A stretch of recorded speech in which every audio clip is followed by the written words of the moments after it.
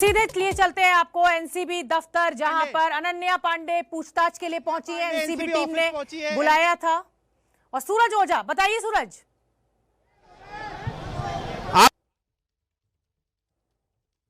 दर्ज किया गया था क्रूज पे ड्रग्स मामले में। आज देखिए अनन्या पांडे अपने पिता के साथ यहां एनसीबी ऑफिस पहुंची है।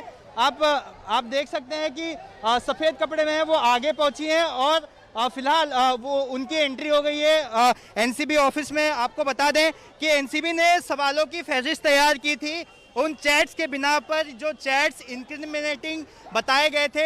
हमारे संवाददाता रौनक जी हैं। रौनक जी, आपने बात करने की कोशिश की, क्या कुछ बताया? जी, निश्चित तौर पर हमने चंकी पांडे से कुछ सवाल करने की कोशिश की, क्योंकि वो अनन्या पांडे के साथ यहाँ पर एनसीबी के दफ्तर में पहुंचे हुए। मुख्य तौर पर दोनों की बॉडी लैंग्वेज की अगर बात की जाए सूरज, तो काफ़ी जिसे कहते हैं कि डरे हुए हैं चंकी पांडे भी। क्या कुछ सवाल उनसे पूछे जाएंगे उनकी बेटी से, ये सभी बातों को जो है उनको ध्यान में रखना, और इसीलिए थोड़ी सी डरी सहमी सी अनन्या पांडे जो है वो एनसीबी के दफ्तर में जाते हुए दिखी। जी बिल्कुल, मैं आपको दिखाना चाहूंगा कि इसी इमारत की तीसरी मंजिल पर एनसीबी का ऑफिस है और यहाँ पर ही जितने भी अधिकारी हैं, बड़े अधिकारी एनसीबी के, सारे वहाँ पहुँचे हैं ताकि जो सवालों की फहरिस्त तैयार की है उसके आधार पर अनन्या पांडे से पूछताछ की जा सके। आपको ये भी बता दें कि आर्यन खान के पास से जो चैट्स मिले थे, इंक्रिमिनेटिंग चैट्स थे, जिसका दावा एनसीबी ने कोर्ट में किया था और ये कहा था कि इससे ये पता चलता है कि आर्यन खान अंतर्राष्ट्रीय ड्रग सिंडिकेट के संपर्क में था। तो तमाम ऐसी चीजें हैं जिसे वेरीफाई करना काफी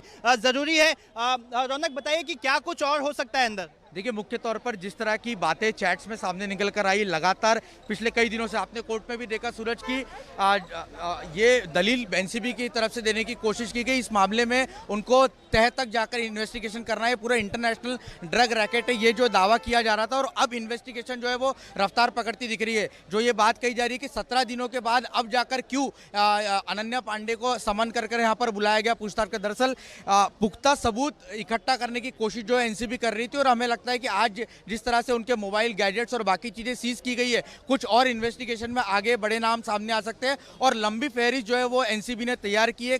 कई तरह के सवाल जो उनसे पूछे जा सकते हैं। जी बिल्कुल, आपने देखा कि किस तरह से सवालों की फहरिस्त है जो कि चैट्स के आधार पर है और लगातार 20 दिन से ज़्यादा की जो इन्वेस्टिगेशन हुई है उसके आधार पर ये सवाल तैयार किए गए हैं जिसके जवाब अनन्या पांडे को देने होंगे। अनन्या पांडे का जो मोबाइल फ़ोन और लैपटॉप, दूसरे इलेक्ट्रॉनिक गैजेट्स को हाथ में लिया है, अब ऐसा होगा कि उसे एनालाइज किया जाएगा, उसके भी व्हाट्सएप चैट्स को एक्सट्रैक्ट किया जाएगा। अगर मान लेते हैं कि अगर कोई व्हाट्सएप चैट डिलीट किया होगा तो उसे एक्सट्रैक्ट करने की कोशिश भी की जाएगी।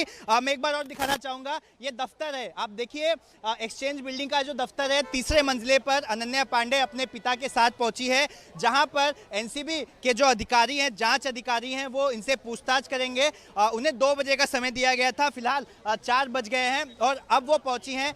तो जाहिर सी बात है एनसीबी के जो अधिकारी इनका इंतजार कर रहे होंगे, वो अपने सवालों के साथ उनसे पूछताछ करेंगे।